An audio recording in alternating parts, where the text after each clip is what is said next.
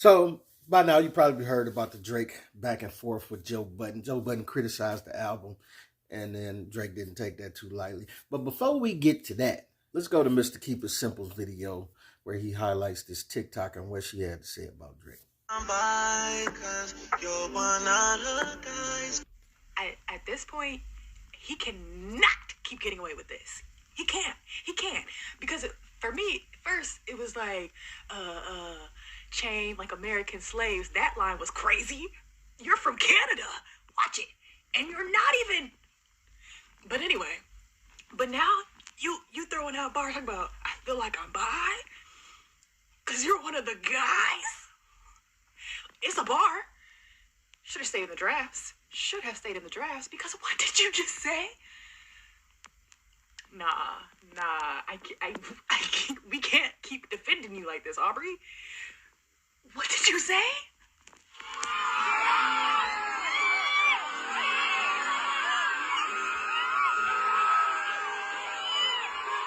So lately, less and less, I feel the need to run and go play albums when I hear people got music out. Because I'm trying to unplug from all the ratchetness of the music of today. You know what I'm saying? And there's more so, I have a problem with the music that I was hooked on from back in the day. So I'm trying, listen to more instrumentals and this, that, and other. But you're going to hear music when you out. But, I'm trying, right? And this little nugget of a lyric, it lets me know I'm on the right path, man. I'm on the right path. Because, we remember Drake with the manicured nails, right? And I was questioning then, why would he do? He's such a big artist. Usually this would be artists when they are scratching and clawing to get some attention, right? Drake don't need this attention, or so I thought, right? I'm like, why would he be doing this with the nails? And then now he got the colored, Jerry curled hair with all the clips in his hair and the jacket, right? Colored jacket. And then this little lyric here. It's like, it's clear. It couldn't be more clearer after you look at the nails and now what he's doing with all of this. He's telling you right up front what it is, right?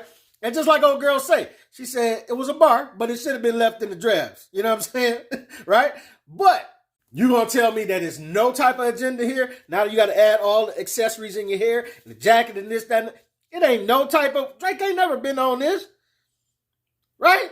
So what's the reason now? But because they've made this be like a trendy thing to do.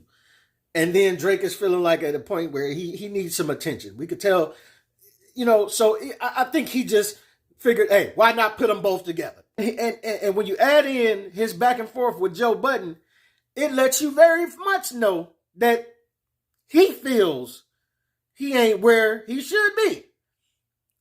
Because when Joe Budden went on this rant, usually you wouldn't even hear no response. Drake typed out a full essay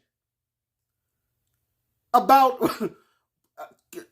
talking about how broke Joe Budden is and how unsuccessful he was at music and all of this, that, and now he got to have a podcast, and he still kept going. He very much is in the phase where he needs attention right now, because you would have never heard Drake respond like this before.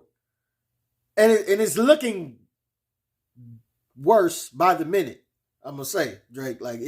Before he probably would have just kept quiet and then on somebody feature or something, and then he would have gave Joe some bars, a couple bars or something, right? But how times have changed. The fact that when I saw the video of this whole essay, it just let me know. I was like, you lost, bro. You lost when you typed this essay because somebody critiqued your album. And all I'm saying is, when did we get to this place that you can't say what you feel about somebody's music? It's like everybody on the internet is just so, it's all, and they said that about Sexy Red and the video that leaked of her. They said she wasn't hurt about the sex tape being leaked until she saw people dissing her in the comments. When they got to cooking her in them comments, that's when she was like, oh, this ain't going the way that... And look, the revenge porn thing, I don't wish that on nobody. I'm not making fun of the situation, but this was the feeling that the people got.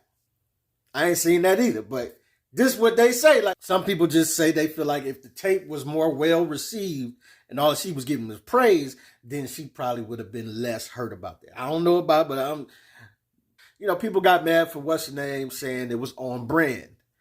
And so this, that, and the other. But it just seems like we live in an age where artists put out music, or they put out this, or they put out that, whatever case may be, whatever your thing is that you're doing. And as long as everybody with you, everything is all good.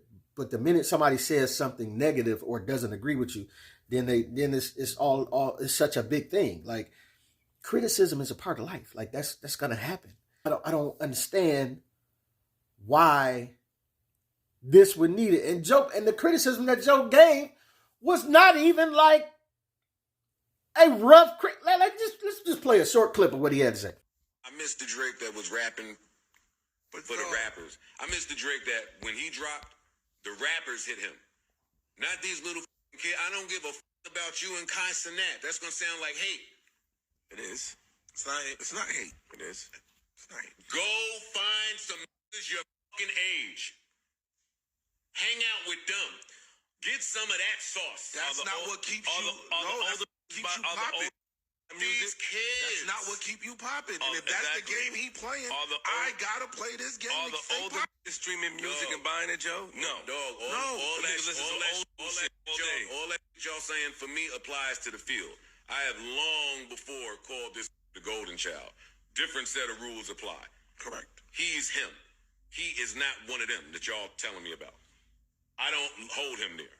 Dog, this album is going to be the most streamed album in Spotify history. Who was the only ones? What is the last memorable hook you've heard from Drake? And I'm not trying to. That's my man. But I want to open up the discussion. Even when he used to do features, it was his dominant hook. Mm-hmm. I haven't heard a dominant hook from Drake in a long time. That's a good point. You are 36. Your birthday is in 20 days. I Googled that too. You are 37 years old. Get the away from some of these younger niggas and stop these 25-year-olds. I'm listening to the album. Stop. Listen. Overall, I do like the album. But I was let down. Overall, I was disappointed. I don't. Now, Joe said he liked the album. Keep that in mind, right? But he gave his honest criticism of it. Now, let's go to Chiggs Move to see this essay that Drake wrote in response to it. Drake responded back to Joe Budden saying, "You have failed at music. You left it behind to do what you were doing in this clip, because this is what actually pays your bills. For any artist watching this, just remember you are watching a failure give their opinion on his idea of a recipe for success. A quitter gives their opinion on how to achieve longevity. You switch careers because the things that pop into your brain had you broke, living check to check, and the raps you write had 450 men showing up to your shows in dusty and Nietzsche jeans to screw up their face to Mood Music 29 and pretend you are the GOAT. Please, to any artist that is doing what they feel is right, don't let these opinions affect your mindset after the fact. This guy is the poster child of frustration and surrendering. You retired and we never hung up your jersey. We don't even remember your number. We know you for doing this. You withdrew from rap not because you accomplished all you need to. It's because it wasn't working for you. I never want anybody in the generations to think that the whole everybody's entitled to their opinion is a real thing. This is a man projecting his own self-hate and the fact I did and continue to do everything he wanted to do for himself. If you need to put it in simpler terms, I own a 767. He owns a modest house in the 973 and flies first class on special occasions. Joe Budden did respond back telling him, "You grow up sooner or later. Father Time is undefeated."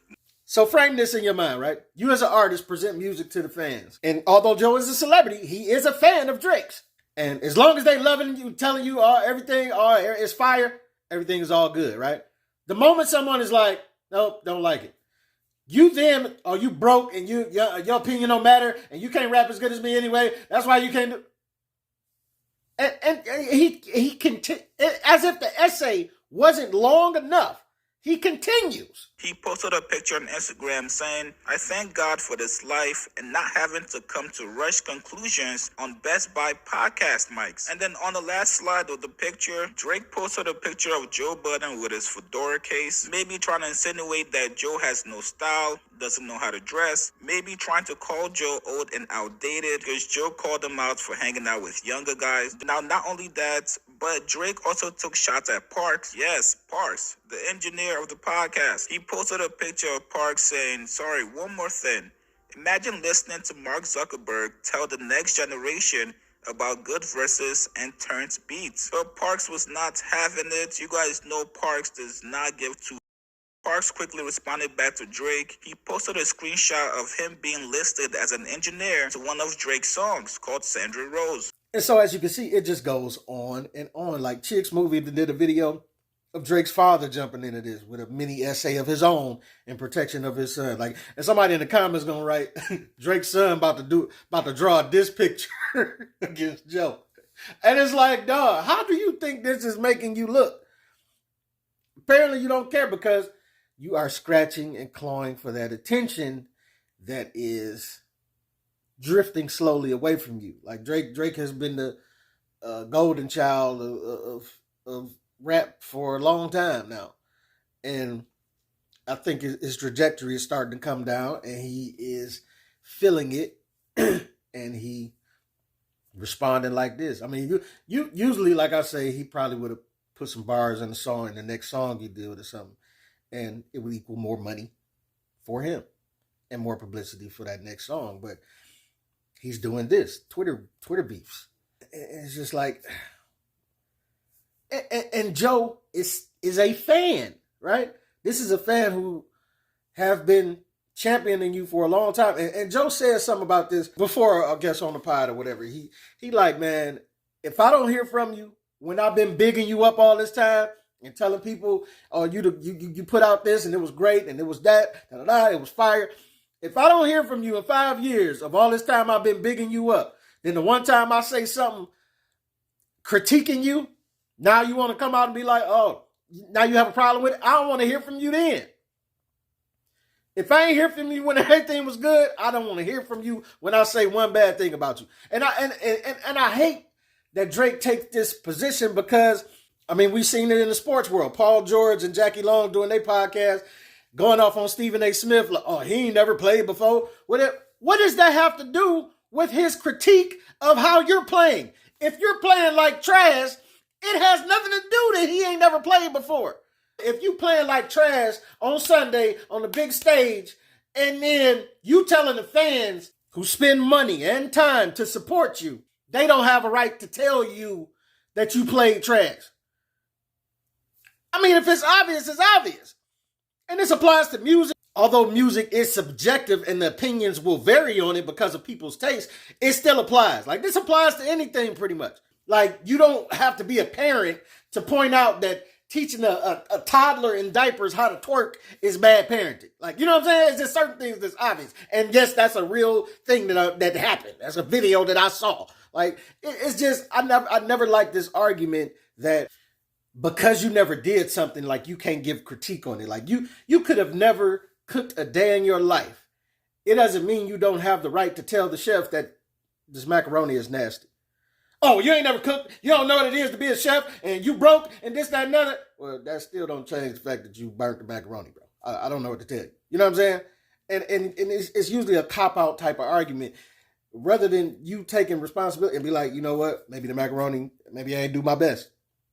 Like, eat that. Maybe if you want to vent to your homeboys at the crib or to yourself or whatever, but going to Twitter with the Twitter fingers, Drake, like, not a good look, man. Not a good look. And we understand that music is subjective, and you made a great career for yourself. You've been doing this for a long time. But just to have that type of, oh, can't nobody tell me nothing because you ain't did this at the level that I did it, it just don't match for me. Like, people are going to comment. It's all this stuff that we're putting out is for public consumption. And people are going to have an opinion on it. And it's not going to always be in your favor. And when it isn't, it might bug you, but it comes with the job, you know? But this your boy P Camp. Let me know what you think and what you don't think. And I say that because people don't always agree with me. But they entitled to their opinion just like I'm entitled to mine. You know what I'm saying? But at least they stopped through to even voice their opinion. At least they listened, right? Because I'm going to tell you, Drake, when people stop listening and don't have an opinion on you one way or other, that's going to feel different.